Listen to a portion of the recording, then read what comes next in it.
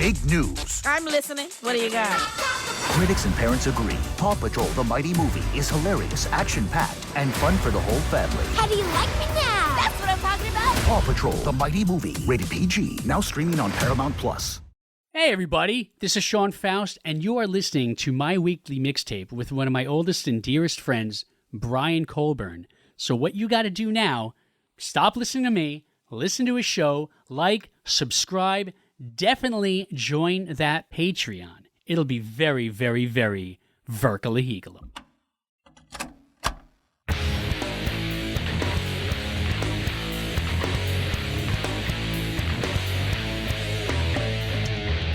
Welcome to My Weekly Mixtape, a podcast that takes the classic mixtape approach to building a modern playlist. I'm your host, Brian Colburn. Joining me for tonight's collaboration is good friend and fellow musician, Sean Faust. Sean, thank you so much for joining me on the show. You know, Brian, you're welcome for having me on your show. I hope that you're feeling the grace of my presence, knowing that Sean Faust took time out of his day to be here with you. Brian? Brian? Hey, Brian, are you there? Brian? Brian? We're doing my weekly mixtape today, bro. Yes, we are. But seriously, thanks for having me on, man. Thank you so much for having me on. I've been, addicted to your show, so, every time it comes out, I'm like, all right, hey, put me in one of those isolation rooms to clean so I can listen to this podcast. So the cats are getting used to your voice as well. And I'm just loving it. I love this show. So honestly, thank you for having me on and gracing me with your presence, because we haven't really talked in a while anyway. So this is pretty awesome to do. Seriously, it feels like forever. Well, I'm really excited. And I'm going to start by asking you the same question I ask everybody. And being you listen to the show, I know you know what's about to come, but Sean, what does the word mixtape mean to you? My good friend Brian started a podcast called My Weekly Mixtape, and I never heard of mixtapes until Brian started this show, and I thought it was, wow, that's a pretty cool idea. So what I did was I headed over to the local drugstore. I won't say its name because apparently it's anti-woman now, and I'm not pro that drugstore anymore. But I bought some TDK D90 cassettes, and I've got them ready to go. And they're Type 2, by the way. So Type 2, that was with Chrome. And you always wanted to record on Type 2 because you got a better sound out of it. Not that I know anything about cassettes. I'm talking out of my butt here. But I used to make mixtapes. Oh, my God. After I saw Dream Theater for the first time, of course I'm going to mention them, right? I'm Sean Faust. I must have made, I had about 10 90-minute cassettes of different set lists that I would love to hear from them because, at the time, it was Images and Words, Awake, Change the Seasons, and When Dream and Day Unite. So, I must have made 10 mixtapes just at Dream Theater, but I did it with Pink Floyd one time, analog. Let me blow your mind with this. Breathe, I cut out time, went right to the Breathe reprise. It felt seamless. So when they did it in 2005, I was like, oh my God, did you guys get a copy of my Pink Floyd mixtape? That's phenomenal. So I used to do stuff like hard rock I was into, or I would just put a cassette in, and it's a cheap mixtape because what I would do is I would hit record on 1480 Z-Rock. Oh, yeah. And just let that go. And that's how I got turned on to so much cool stuff around 90, 91. So I'm really looking forward to making a mixtape with you based on some of the music that we were listening to around that age. Oh, God, yeah. A lot of the songs that I have on my list for tonight came from discovering these bands on 1480 Z-Rock and to a certain extent 89.5 WSOU. Those were a little bit heavier than some of the bands we're going to talk about tonight. Yeah. But there was some overlap every now and then. But a lot of the stuff, 1480 Z-Rock was my station. And the songs we are going to be curating tonight all center around power ballads. And for the sake of tonight's show, we did not tie this episode to a decade because there were a ton of amazing power ballads that came out in the early 90s that would musically fall under the quote-unquote 80s hard rock power ballad. But because 90, 91, and 92, these bands were still part of the active rotation, they would have been cut out of an 80s power ballad playlist. But for the sake of an argument, you know the songs we're talking about. Those are a slow rock song with a strong, emotional vocal delivery and typically a grandiose production. That was the Oxford Languages definition of a power ballad. So, Sean, taking the dictionary out of the equation. Yes, let's please do that. What were you looking for in the power ballads that you brought to the table this evening? I mean, it's pretty much, let's ignore that dictionary and just go for like when we heard power ballads when we were kids, the first thing that came out of our pockets were our cigarette lighters. Yes. And just, put them in the air. Like, it's just a mellow togetherness kind of thing where like even bands got hip to the whole power ballad thing where like they would start songs off slow just to like kick it into rock and roll. Like the first thing that comes to mind is Come Undone from the first Damn Yankees album. Mm-hmm. Or Just for the Record, Let's Get the Story Straight. Uncle Tom's Cabin. That was the one I was going to go for. So like, here's this acoustic or piano slow intro and then like bam, rocker song because they wanted to get people listening to the tune. And power ballads were the thing for the longest time. So I just think like some mellow and then bam, big power coming in at you. I'd start naming song titles, but then I'd be screwing up our tape. Well, let's get down to business then. Tonight, as I mentioned earlier, Sean and I will be curating the ultimate Power Ballads mixtape, and we'll use the old cassette deck approach, meaning our mixtape will be broken up into two sides, Side A and Side B. Sean, as the special guest, will begin Side A with his first song choice, and then I'll add a song that I feel best follows up his choice. We'll then flip-flop choosing songs until we've mapped out 10 songs for Side A. We'll then give our mixtape a proverbial flip, and we'll map out Side B, only this time I'll kick the side off, and Sean will choose second. Our overall goal for the episode is to craft the best Power Ballads mixtape possible through only 20 songs. At the end of the show, you could take our conversation to the next level by visiting the Power Ballads page at myweeklymixtape.com to give our final mixtape a listen via the embedded playlist. Finally, if you like what you're hearing on the show, please consider becoming a Patreon mixtaper at patreon.com/myweeklymixtape. And I'd like to welcome this week's newest Patreon mixtaper, David Owens. David, thank you so much for supporting the show and being a part of the Mixtaper family. Speaking of Patreon mixtapers, a few have chimed in with some of the songs they would kick off their Power Ballads mixtape with. Kicking things off with David, he chimed in with Night Ranger's Sister Christian. The Too Vague podcast chimed in with Guns N' Roses' November Rain. And Cactus Pete chimed in with Cinderella's Don't Know What You Got Till It's Gone, Warrant's Heaven, Poison's Until You Suffer Some, Fire and Ice, Bad Company's If You Needed Somebody, and Bon Jovi's Bed of Roses. Elsewhere in the socials, we've got a ton of mixtapers who sent in tracks for this one via my Facebook, Twitter, Instagram, and TikTok, which you can find at My Weekly Mixtape, and I'm going to go through some of them now. Deep breath here. Steve Moore chimed in with Tesla's Love Song. Jim Santora chimed in with Great White's Save Your Love. Derek Careview chimed in with Babylon AD's Desperate. Chris Agar chimed in with Firehouse, When I Look Into Your Eyes. We had two for Bon Jovi. Psychic Mike chimed in with Always, and Amy Borchin chimed in with Never Say Goodbye. Ryan Pack at the Soundtrack Your Life podcast chimed in with Prince's Purple Rain. Amanda Walsh chimed in with Mr. Big's To Be With You, which, if you haven't heard my recent episode with Mr. Big bassist Billy Sheehan, I highly suggest you go back and give that one a listen after this episode. Carlo at the Movie Loot and the X Radio X podcast both chimed in with Foreigner's I Want to Know What Love Is. Jen Cohen and Tim McKay both chimed in with Faster Pussycat's House of Pain. Michael Citro at Michael's Record Collection chimed in with Scorpions' Still Loving You. We had three from Cheap Trick. John Gross chimed in with She Only. The Shane and I Show chimed in with The Flame. And Seeker 11 chimed in with If You Want My Love. We had two from Skid Row. Lazy Supper chimed in with 18 in Life. And Lynn Davidson, Matt Kennedy, and Jamie Lynn Howe all chimed in with I Remember You. We had two from Van Halen, as Rob from the Great Song podcast chimed in with Not Enough, and Dave Zalatoris from the Beer and Front podcast chimed in with Love Walks In. Prisoners of Rock and Roll chimed in with Steelheart's I'll Never Let You Go. Gary Ratcliffe chimed in with Aerosmith's Angel. Rick Peden chimed in with Slaughter's Fly to the Angels. Tony R. chimed in with Def Leppard's Love Bites. My podcast link chimed in with Starship's Nothing's Gonna Stop Us Now.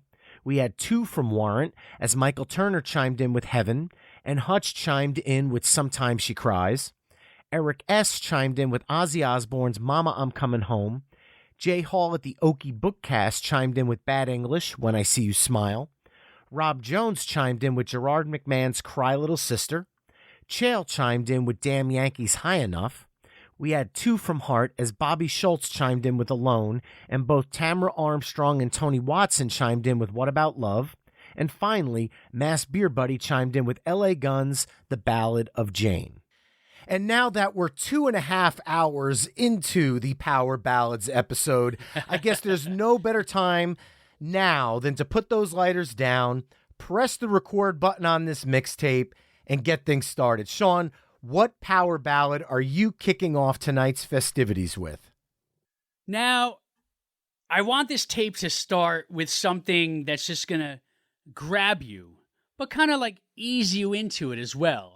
So I'm going to go with, it's not very well known, but it was kind of big at the time, and it was one of those songs that people would be like, oh my God, they would go to MTV and they'd have to video, like, put the VCRs on to, like, get it. And then they would, like, put their, like, cassette player, like, cassette recorders up to the TV to record it. Because nobody bought this band's album for some reason. I don't know why, but I'll tell you. The song I'm going with is I'll See You in My Dreams by Giant. Ooh. Big, grand, huge, awesome chorus, great musicianship, and just that mellow intro that kind of leads you into where it's going. What a fantastic... Dude, I love Giant. I actually would have thought the song Chained, but that's a little bit more of a mid-tempo rocker. But again, it starts with that slower opening, like you said, to kind of pull you into the song. And that was a big part of it. The dude could sing, man. Oh, absolutely. I absolutely love that group. And you know what? I already know the perfect song to follow that up with. And we're going to start this kind of on a deeper end here. This is a band that I discovered, believe it or not, at the Garden State Plaza. They had several record stores around the 89, 90, 91 range. And I think it was Record Town. It was in the far corner of the other end of the mall. It certainly wasn't Sam Record Goody. World. Record World. It was Record you're right. World. Record Yes. Town was the Bergen Mall. Bergen Yes. Mall, yes. Okay. Right. So Record World had a bin. They had a cutout bin in the front of the store. And my buddy and I were in the store flipping through CDs, and they had this band in there called Baton Rouge. And the album was called Shake Your Soul. And the album cover looked interesting enough for us to buy it, sight unseen. Never heard of the band before, but the album cover looked like a rock album. And we said, hey, I'll kick $1 in, you kick $1 in. Let's give it a try. And it turned out to be a fantastic band. The singer has a voice similar to Sammy Hagar. It's that typical late 80s, early 90s bravado style of rock. And we both fell in love with this band. 2 years later, they released the sophomore effort, 1991's Lights Out on the Playground. And the song I'm going to go with is from that album. And it's a song called Desperate. Might sound familiar right now because at the beginning of the show, Derek Caraview chimed in with a song from 1989, Babylon AD, Desperate. It's the same song. So I want to give a second shout out to Derek because I love the track, but because of the connection I have with the band Baton Rouge and those memories I have, I had to go with their version instead. It is that grandiose, there's not a lot of vocal harmonies in the chorus, but the whole band sings the chorus. So it gives you that feeling of just that sing-along type song. And it's just a fantastic power ballad. So following you up, Baton Rouge, Desperate. I mean, Brian, leave it to you to choose the cover song, right? Even back in 1990, I'll be perfectly honest though. In 1991, I had no idea it was a cover song. It wasn't until about 2 or 3 years later when my buddy gave me Babylon AD on cassette, and he goes, you got to check these guys out. And I started, because I knew the one single they had. and I listened to the whole tape, and I went, wait a minute, what the hell are they doing Desperate for? And I would open up the J cards and realized the song that I had liked already for a few years was a cover. So I guess it was already in my DNA. You didn't know just the 30 seconds of The Kid Goes Wild from RoboCop 2? Well, there you go. From the arcade? Oh, come on, man. Come on. Well, I got to say, you're saying covers.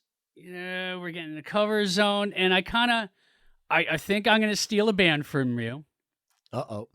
Because for me, I spent 11 years of my life playing covers of this band. The band, of course, being Bon Jovi. And you cannot have a power ballad mixtape without some Bon Jovi. Am I right? Of course. Yes. I mean, come on. You and I are from New Jersey. I spent, like I said, 11 years of my life playing these songs. You'd think I'd never want to hear them again, but let me tell you something, man. I'm going to make a power ballad mixtape. The choices from Bon Jovi are crazy. Like, how many power ballads do they have? For a while there, they were almost the power ballad band. But when I think of them, I swear to God, I already screwed up the lyric. But anyway, I'm going to go with Bon Jovi's I'll Be There For You from the 1989 New Jersey album. It's a perfect power ballad. I could not agree more. It is my favorite Bon Jovi power ballad. It was on my list. The other song I had from them that was hovering in my list was obviously their biggest hit song ever, which was Always. But if I'm being honest with myself, I'll Be There For You is just a better song. I love the minor chord progression in the opening. It just feels a little bit more bluesy, and it brings a little bit more of what Richie Sambora brings to the band, to that song, where Always was more of just your straight up John Bon Jovi pop style ballad. I feel like I'll Be There For You brings a little bit more Richie into the fold here. It's also from New Jersey, which is arguably their best album. Yeah, I would have to agree with that. But now coming out of that, you can go a lot of different directions. And I think I'm going to go with something that is another band that was massive in the 80s. They were massive in the 90s. They were massive in the 2000s. They were massive in the 2010s. They're massive now in the 2020s. And they were massive in the 1970s. So this is a band that's had 50 years of longevity. But this was the time in their career where they stripped off the makeup. And I'm talking about Kiss. And I'm going to bring Michael Bolton into the fold here because you can't have a power ballad playlist without talking about Michael Bolton. I have 2 Kiss songs in my bank right now. I kind of was debating I Still Love You from 1982's Creatures in the Night. But I feel like when you're talking power ballads, you have to go with 1989's Hot in the Shade, and you have to go with Forever. It's forever. I love that song. What a choice. I mean, let's be honest. I think that is one of Paul Stanley's best ever vocal performances. Oh, my God, it is yes. Absolutely fantastic. Absolutely. My God. And, a lot of people, and I know a lot of Kiss fans right now are probably like, I know. Did he just mention Hot in the Shade? Well, folks, yes, he did. He just mentioned Hot in the Shade, but he also mentioned Forever, a great song. And if you don't like Forever, you're just not a fan of music. No, I'm not going to be that guy. I'm just kidding. But seriously, I understand in the Kiss lexicon where this album would be an outlier, where especially this song being an outlier. However, in this mixtape of power ballads, it's a perfect fit, especially coming out of Bon Jovi, because those are 2 songs where everybody knows word for word. Because the first 2 songs we did, let's just be honest here, Giant and Baton Rouge are not household names. Right. So you and I looked like we were being the music snobs. So what I was trying to do was counterbalance that with 2 songs where everybody knows. So that way it's not just the whole 90 minutes of you and I rattling off bands where everybody's going, who? Because at the end of the day, power ballads are the ones that everybody in the room knows. Yes. So.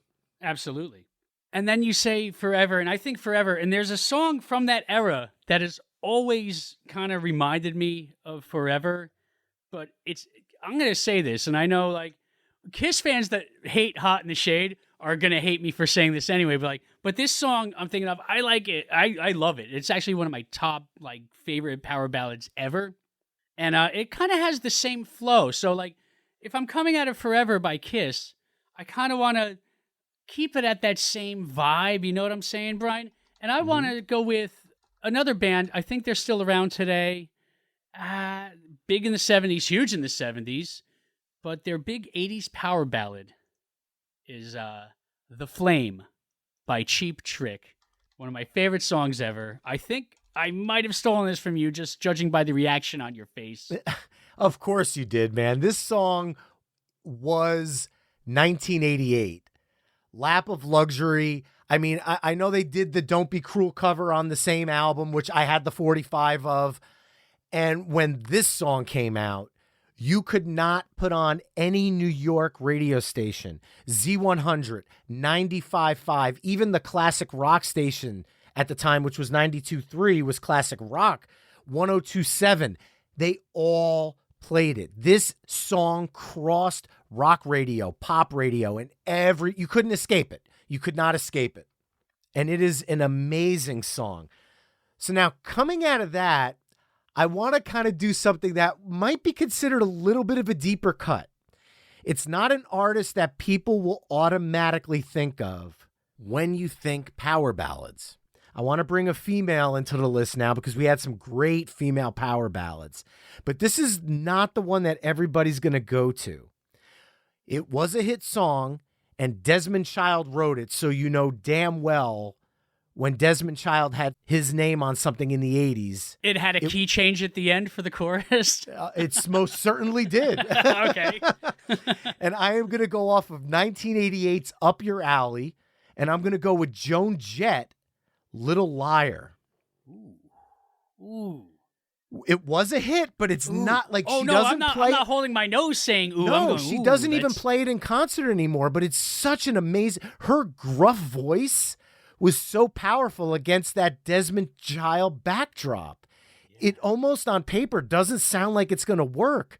But the song, even when I was a kid, it was my favorite. I like that song more than I Hate Myself for Loving You, which was the massive hit from the album. Dude, I'm finding myself in a place here where I don't know how I'm going to follow this. So I'm thinking, while we're on great female vocalists, why don't we stay there for a bit? And I'm thinking, not rock, not hard rock, not quite pop, but pop. And this is a band that got their name from a Star Trek character. And I'm talking about T'Pau's Heart and Soul. Wow. Oh my God. I friggin' love it. That is such a perfect pop song to fit in this category, because that is not one that would make you automatically think Lighter in the Air power ballad. But when you get to that chorus, it's got all the workings of a perfect power ballad.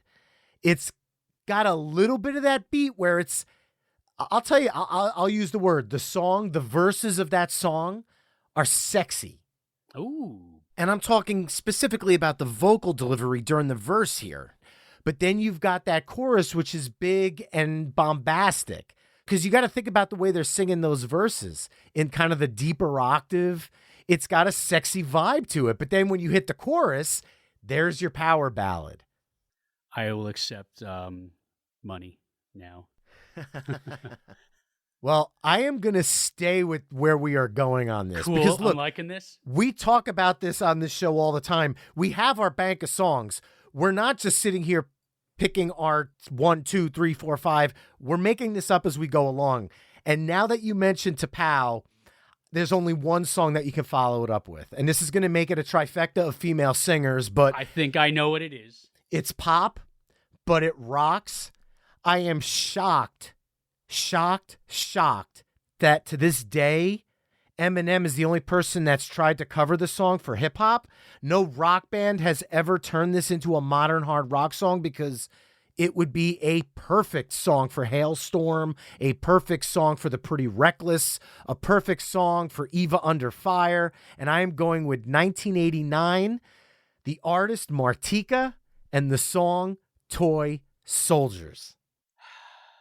What a choice. It seems like I stole the flame from you, and you stole Martika from me. Brian, I just want you to know, it wasn't my intention to mislead you. I just didn't know how long you'd stay. What could I say? Oh. I just didn't see that coming up. How could I be so blind to music addiction? If we don't stop, I just might have to pee. Anyway. And the next one will be me at that point. Well, wow. The floor is yours now. Oh, my God. So we've got big, we've got bombastic. I'm going to keep it in this almost theatrical realm. And I'm going to go with something more. The band was kind of straight up metal for like their first few albums. And then their lead singer, keyboard player, saw Phantom of the Opera, and he told his co-writer, Paul O'Neill, I kind of want to go into the more theatrical realm of things. And I believe the album came out in 1988.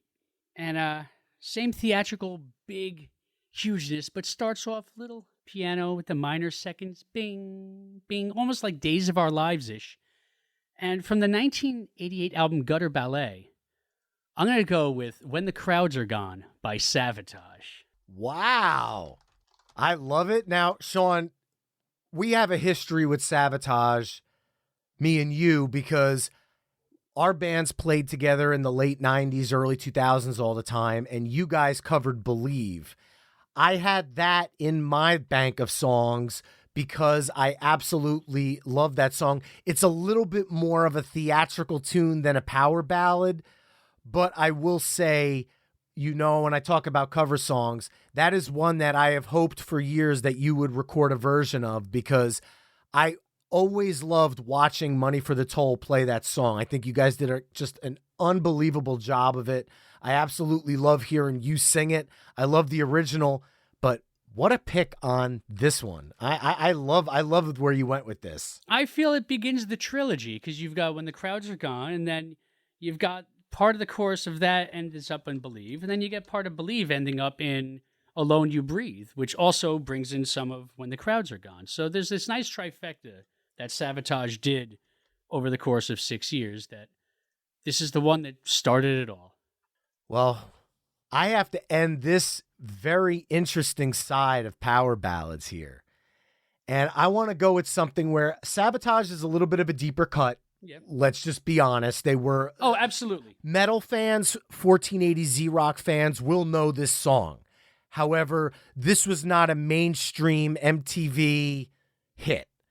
So what I want to do is end a side with one of those, one that everybody knows. And I'll be honest with you, this song could very well be in my top 10 favorite songs of all time.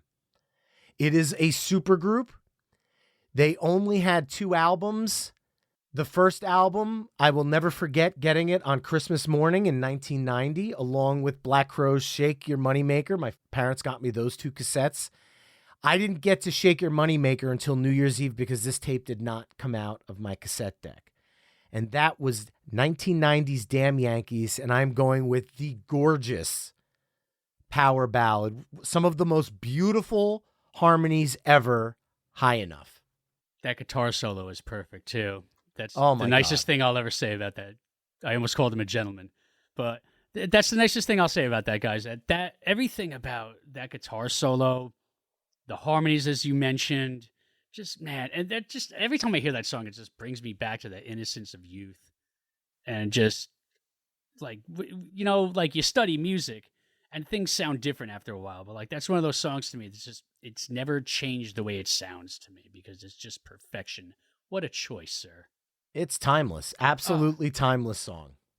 And that, Mixtapers, concludes Side A of our Power Ballads mixtape, which consists of Giant, I'll See You in My Dreams, Baton Rouge, Desperate, Bon Jovi, I'll Be There For You, Kiss, Forever, Cheap Trick, The Flame, Joan Jett, Little Liar, T'Pau, Heart and Soul, Martika, Toy Soldiers, Sabotage, When the Crowds Are Gone, and Damn Yankees, High Enough.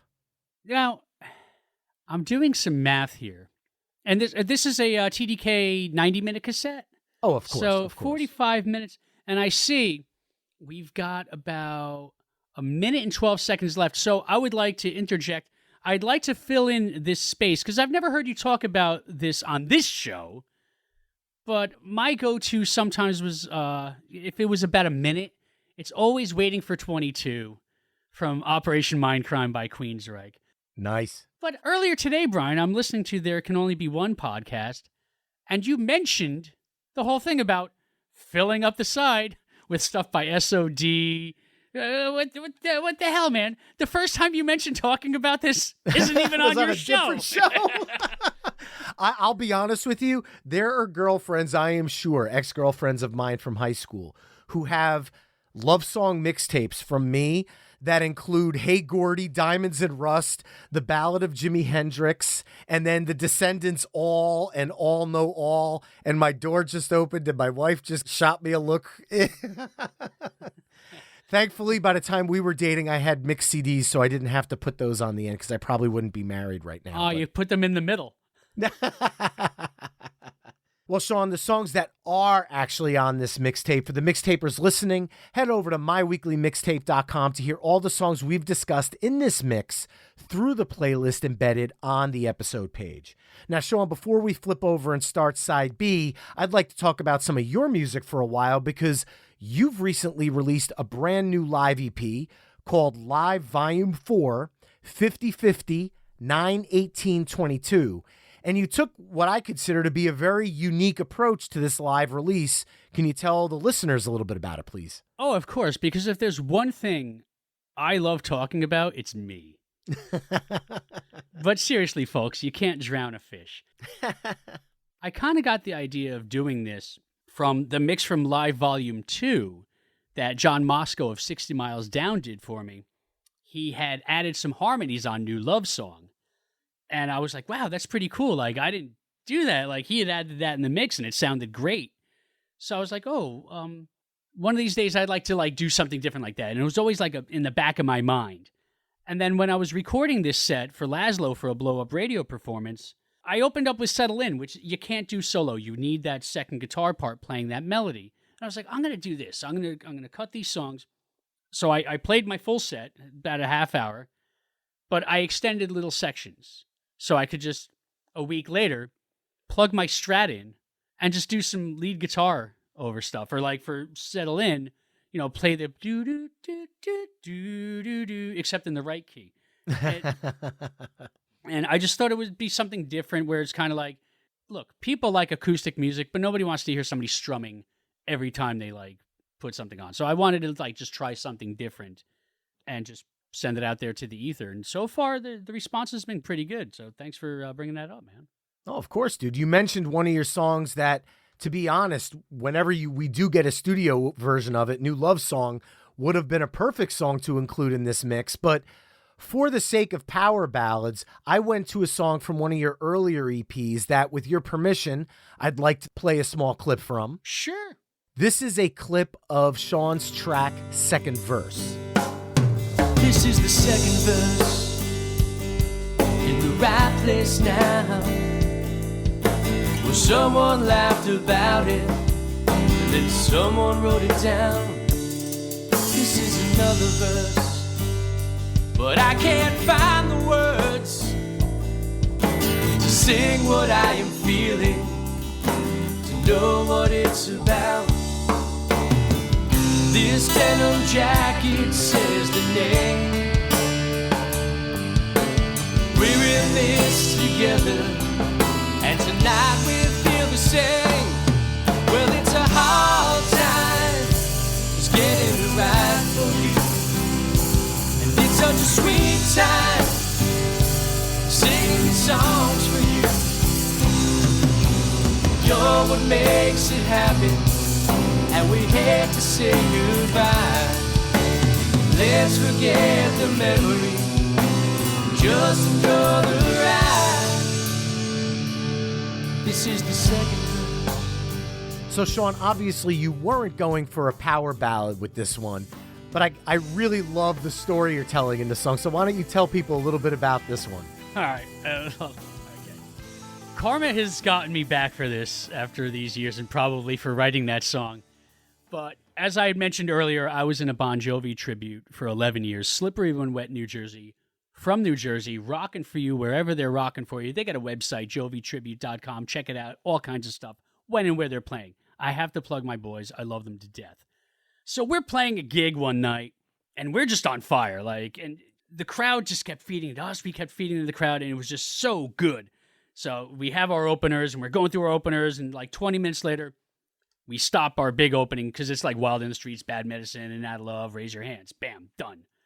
So we start It's My Life, and it's just, we're going great.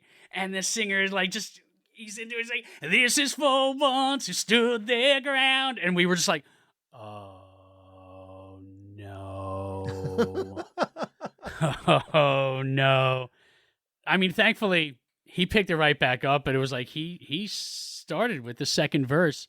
And just a lot of what that song is just stuff like that was about being in Slippery When Wet. Like that whole thing, it's a hard time getting it right for you. And, Mike would always say at the end of the night, if we would do Never Say Goodbye, he'd always say hey man, you're what makes it happen. And we never want to say goodbye. So I had to incorporate that into the song.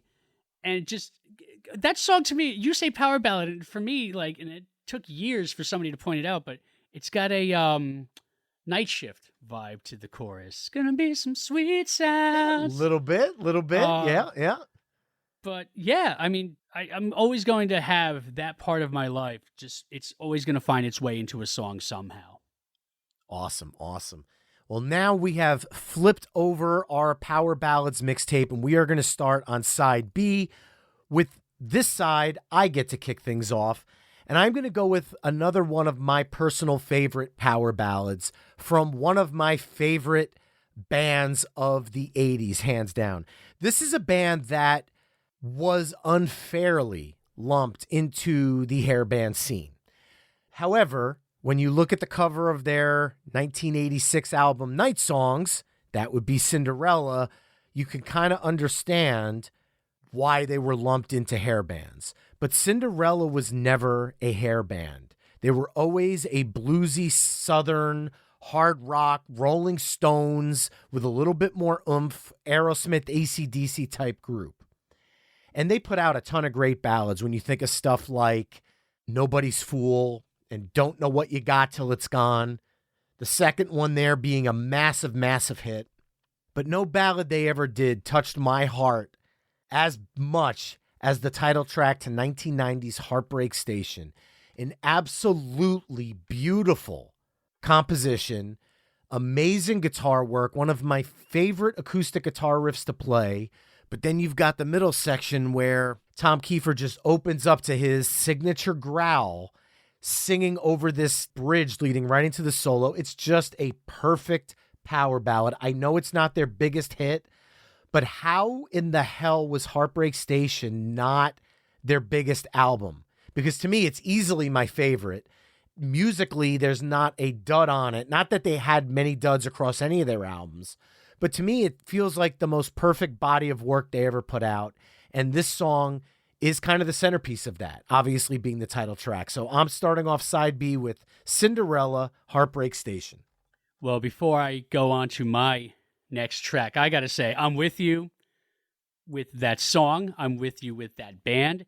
That's also my favorite album from that band.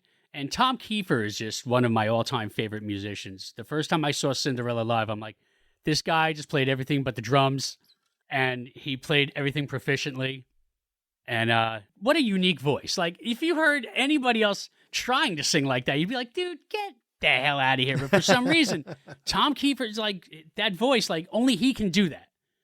There's no Cinderella tributes. Why? Show me somebody that can do that and be convincing doing it. Right. He's unique. But you mentioned a band getting lumped in with the whole hair thing. My favorite, not just of that era, but I'm going to go with one of my top 10 favorite bands of all time. My first rock and roll concert. I will say. But I'm not going to go with Love Song by Tesla. Oh. I am not going to go with Love Song, which is fantastic. But, power, right? And Love Song does have power, but it doesn't go by that definition of like start mellow and then boom, right? But What You Give from 1991's Psychotic Supper does exactly that. And I think it's just as long as Love Song. So this is going to take up the right amount of space for us to have short but sweet at the end of this cassette. Absolutely love that song, man. I'm so glad there is no other band. Can you imagine a Tesla Cinderella tour? Dude, I would how be has at that every never show. happened? I would be at every show. I saw Cinderella open up for Poison. I'm like, that's awesome because Poison puts on a great show too. Yeah. But, Cinderella and Tesla together, I'd go to every show. How has that never been a thing? I don't know. Maybe they don't get along, and that's sad if that's the fact. But, Tom, Brian, guys, get together. Make this happen. I would be front row center for that. Oh, not one. you, Brian. I'm sorry. Brian Wheat. Sorry. Oh, well, if I could do something about it, I certainly will. Make it so. All right. You mentioned Poison. Let's just go to Poison now. Oh, okay. Because Poison. Power ballads. I've seen Cinderella and Poison several times on tour together. I saw Cheap Trick and Poison together. And there's always one song that Poison does that moves me to tears in every show. And it actually isn't Every Rose Has Its Thorn. I know that's the one that everybody's thinking of. But 1990's Flesh and Blood is my favorite Poison album. I actually went on Records Revisited to do an episode about this album. I think it is the band's finest hour, including, as much as I love Native Tongue with Richie Kotzen, I feel like Flesh and Blood gets the edge because CeCe's in that kind of transition, and CeCe is more of a part of Poison's history than Richie was. And the song Something to Believe In just tugs at my heartstrings. My father is a Vietnam veteran. This was a song that the first time he saw the video, he said, I'm not a big fan of a lot of the music you listen to, but this song is effing perfect. And this was one that when I would make him mixtapes of stuff to listen to when he'd be out working, I would always include like the songs he wants and then stuff that I knew that he liked of mine. And this was one that I always put on there. He still loves it to this day. Last time I saw Poison with Cheap Trick in, I want to say it was 2018, they did this song. I recorded the whole thing for my father, and Bret Michaels had brought out a bunch of veterans onto the stage. Oh, the man. That's awesome. And it was just like, I'm getting literally the hair on my arms are standing up just telling this story. And I showed it to my father the next day, and he said, just unbelievable. And this song doesn't really tug at your heartstrings like a love song, but nowhere in that Oxford definition did it say the lyrics had to be about love. And Something to Believe In is about losing somebody important to you and kind of dealing with that. And it's a beautiful, heartbreaking song. And you know what? It shows that Poison was much more than the glammy party band that everybody took them to be. This song was a mature, well thought out, beautiful composition. So Poison, Something to Believe In. Another thing that song is one that you stole from me. Oh, really? You had that you too? Stole that. Oh, yeah, absolutely. That's my favorite Poison tune. I used to perform that live when I was doing an acoustic duo with Ronnie, he's currently now the bass player in Bonfire. So he was in Slippery When Wet. We did an acoustic duo. Now he's out touring Europe with Bonfire. And since I'm going to mention Ronnie, I'm going to go a little deep for my next choice, because this is a CD I got when I was in like a mall rat hanging out at the Garden State Plaza back, like everybody wearing denim jackets with patches on them, smoking cigarettes by the food court, which is not really there anymore. But this band Cleavage, everybody was handing out their CDs and stuff like that. And the song is available still to this day, but the first song I ever heard from Cleavage was on what they called the demo. And it's Not Goodbye Forever. Awesome ballad. It's out there. It's been re-released, I think, in 2013, the album was re-released. But Ronnie was the guitar player of said band. And the bass player of said band is none other than Mike, the singer from Slippery When Wet, who I had mentioned earlier, talking about my song Second Verse, and just talking about Bon Jovi. When I think about Bon Jovi, I think about Mike and Ronnie a lot. And It's Not Goodbye Forever is just that perfect power ballad. And those guys were like right there, man. And everybody in this North Jersey area definitely knew the Cleavage album. So that's my next choice. Wow. You've got me set up here to go really deep as well. And I think I'm going to take that. This is where I think you and I are going to lose a lot of the outside of New Jersey listeners. But there was a band that one of my friends growing up, his cousin was in this group. And this group was set to do some very, very big things. And their lead singer was a guy, Tommy Lee, not the Tommy Lee from Motley Crue, but they were a band called Sittin' Pretty. And they were getting very, very popular in the New Jersey, New York, Brooklyn metal scene. And unfortunately, the lead singer died in a car accident. But they had a power ballad on their album called China Died that was so perfect for the New Jersey hard rock metal scene. This is kind of where 89.5 WSOU comes into play. They got some play on there. I know 1480 Rock played these guys. They just never had that chance. And the song is obviously up on Spotify. So when I make a mixtape for people, I always like to kind of throw songs in where, as they're singing along with the ones they're oh so familiar with, they get some new songs that maybe they could take something away. So I'm hoping that China Died is something that listeners tonight take away and rediscover a band that I loved so much growing up, and that was Sittin' Pretty. That's awesome, brother. That's very awesome. And it seems like side 2 is that weird side because we're in that mood. And, you know, I know when you made mixtapes, if you were just driving around, you make one for driving around, the first side was like, all right, my friends are going to have to deal with this. So, like, the first side is everything that, like, they would know mostly, for the most part. Not a lot of deep cuts. And the second side is where you really started getting deep. I'm going to stray away from that a bit.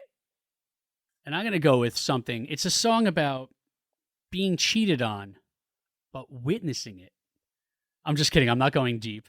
From the 1990 album Cherry Pie, I'm going to go with I Saw Red by Warrant. Ooh. Wow. You went with I Saw Red. You see, I had Warrant on my list, and it was not Heaven either. I went with the one that Hutch chimed in with, and Sometimes She Cries from 89's Dirty, Rotten, Filthy, Stinkin' Rich.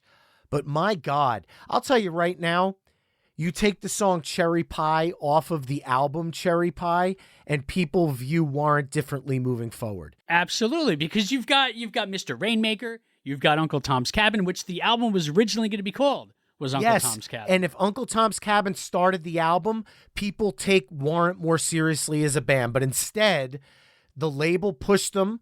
He probably wrote the song while he was on the toilet.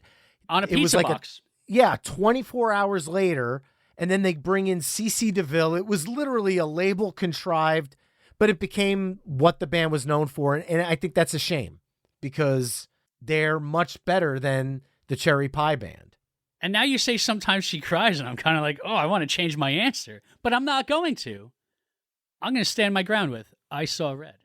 All right. And I'm going to stick with the New Jersey love we've been kind of throwing around in this mix. And I'm going to go with another one that huge hit.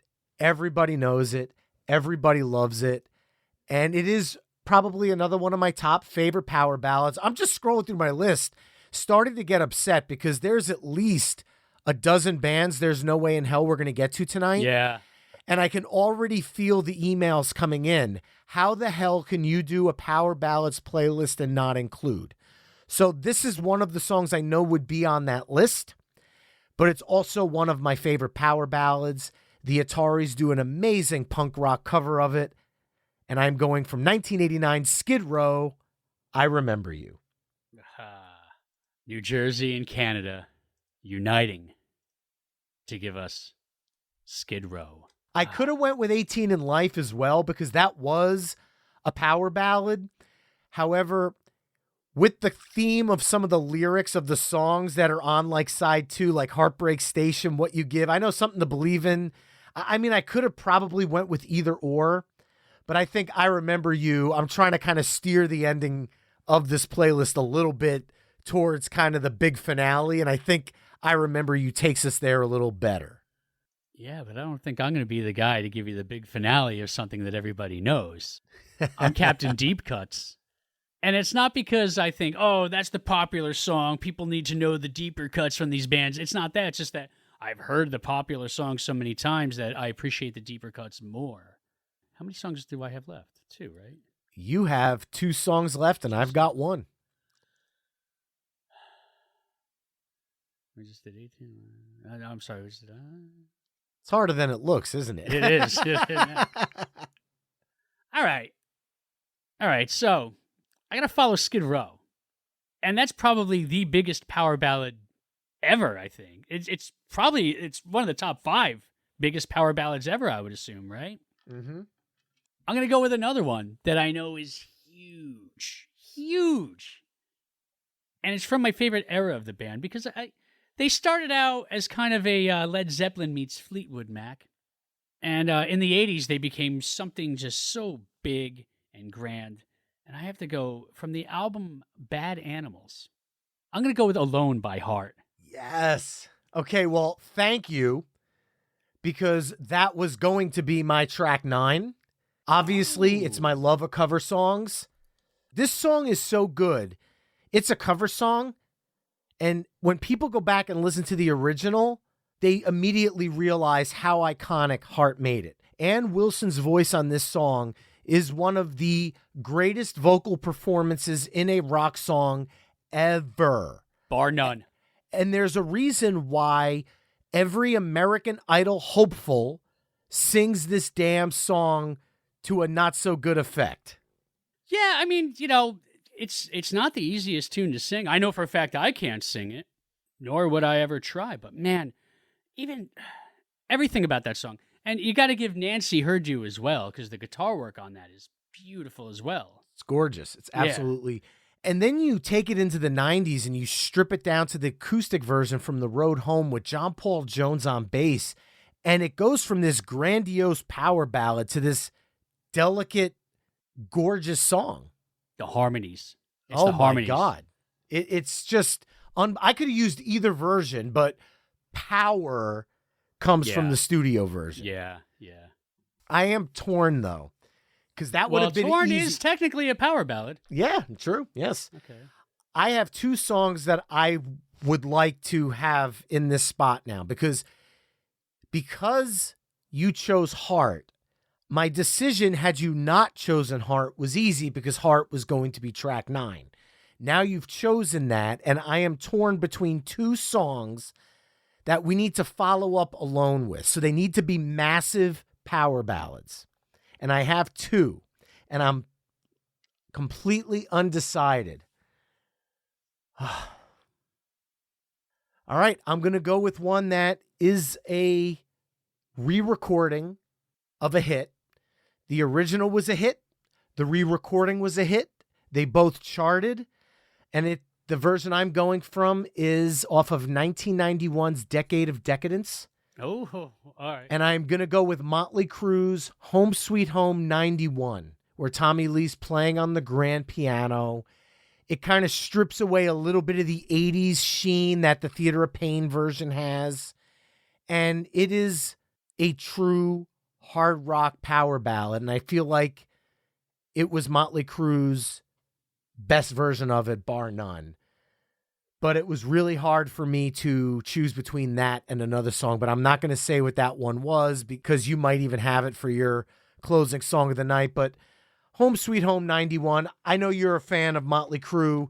Be curious where you think this one fits compared to the original on Theater of Pain.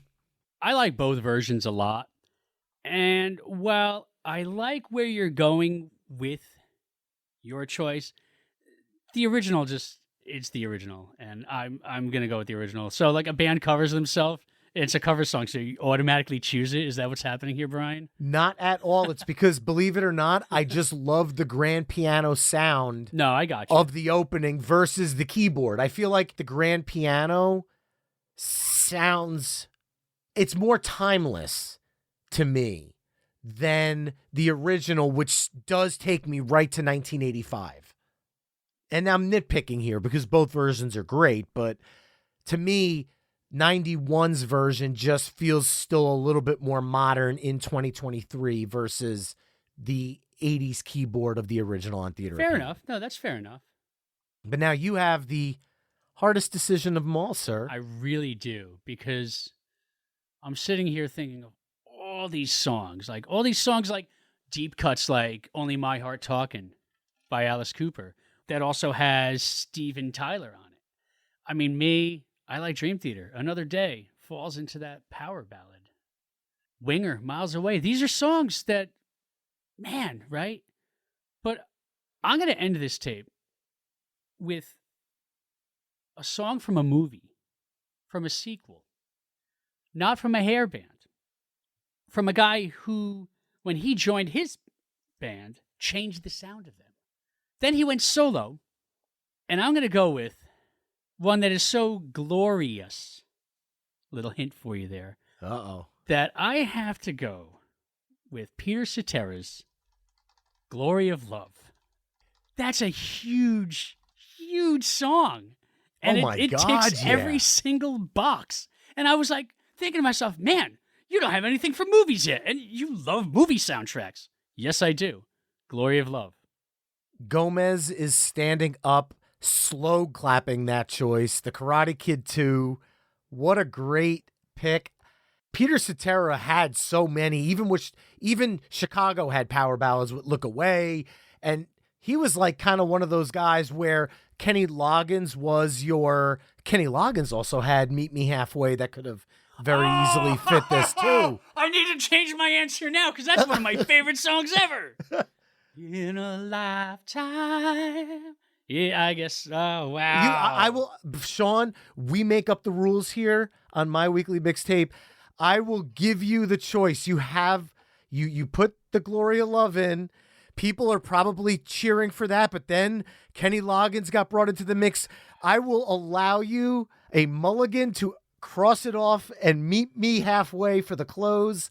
Let me think about this, though. Am I going to go with drum technique to defend yourself? Or am I going to turn my hat backwards and become a completely different guy? I have to think about this, Brian, because Meet Me Halfway, that's a beautiful song. And it also does have that big bam, meet me halfway. But, oh, Brian, this is going to be a really long episode because I need to sit here and dissect. Pros and cons list. These are the pros and cons of song choosing. I'm going to stick with Glory of Love by Peter Cetera. However, how much time is left on this cassette? Ooh, could be seconds. Because I'm thinking Dalib Nicofesin could also fit. NFB from Anthrax, Attack of the Killer. I'll allow it. Yeah, I think I'll allow it so much. I'm going to put it at the end of the playlist just so people could hear the awesomeness. That is Anthrax's NFB. Brian, give me some tissues. I used to end, I kid you not, and there's probably a reason they are X's. I have ended a few power ballad mixes with that song because you could tell which people actually listen to it. Because for the first verse of the song, it is a power ballad. Oh, yeah. It's the second verse that shows if she's really paying attention or not. We fell in love at first sight. I can't explain the feeling when I first saw you. We were so, so happy. Life's sweet son, child, you'll always be mine. And then your second verse of, then I played the fool. Oh, you're right. I never meant to hurt you. I'll sleep with all your friends. Oh, this is a family show. By sleep, it's a sleepover in pajamas, eating popcorn, watching Nickelodeon. Yes. Well, there you have it, folks. Side B of our Power Ballads playlist, starting off with Cinderella, Heartbreak Station, Tesla, What You Give, Poison, Something to Believe In, Cleavage, It's Not Goodbye Forever, Sittin' Pretty, China Died, Warrant, I Saw Red, Skid Row, I Remember You, Heart, Alone, Motley Crue's Home Sweet Home 91, Peter Cetera's The Glory of Love, with the bonus track Anthrax NFB for a little fun at the end of the playlist. I could tell you right now to everybody, there will be a volume 2.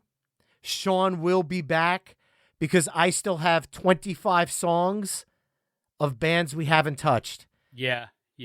We need to do a part 2. We have to do a part 2 because where's Night Ranger? Where is Chicago? Right? Who's that Nelson? REO Speedwagon, and I almost had Only Time Will Tell. Aerosmith, Def Leppard, right? Faster Pussycat, Guns N' Roses.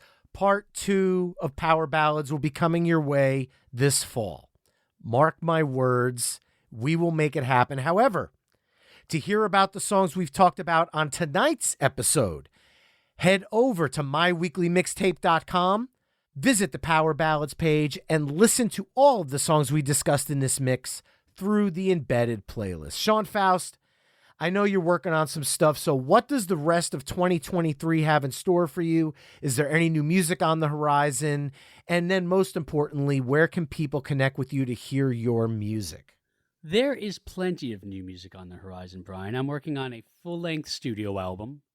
I'm also re-recording my original demo from 1995 because I kind of want to give that... I like recording. I like layering. It's your Home Sweet Home 91, isn't it? It kind of is, except for songs that nobody's heard and probably still won't, except for Mountains. But I'm looking at re-recording that, which is also an original recording of Believe before Money for the Toll, even though I was calling myself as a solo artist Money for the Toll. So I'm going to be re-recording that. And I'm just going to do some more live stuff. But I can be found at SeanFaustMusic.com or wherever else you might want to find me and buy my music. And I will suggest if you are going to purchase it, Bandcamp.com. They do the monthly Bandcamp Fridays. I don't want to tell people to wait to purchase your music. However, as a musician who does this full time, I would rather see you get the lion's share of it. So when there is Bandcamp Friday, support Sean's music then because Sean gets a bigger cut from the proceeds of that song, which helps him create more new music. This is true, and if you're going to go to Bandcamp, only use it for purchasing. Streaming does nothing. I don't even get a fraction of a penny, so please purchase there. Stream elsewhere. Sean Faust, 20-something year friendship. It's always great to have you on. I apologize for booking you for a part 2 without even asking your permission, but this has been an absolute blast. Love, dude. I can't wait to do it, and I'm already starting my next list. All right, as always, mixtapers, remember you can find My Weekly Mixtape on Facebook, Twitter, Instagram, and TikTok at My Weekly Mixtape. You can also head to myweeklymixtape.com to check out the full catalog of My Weekly Mixtape episodes. If you want to support the show, please consider becoming a Patreon mixtaper at patreon.com/My Weekly Mixtape. That's all for this week. Thanks again for listening, and until next time, enjoy the tunes.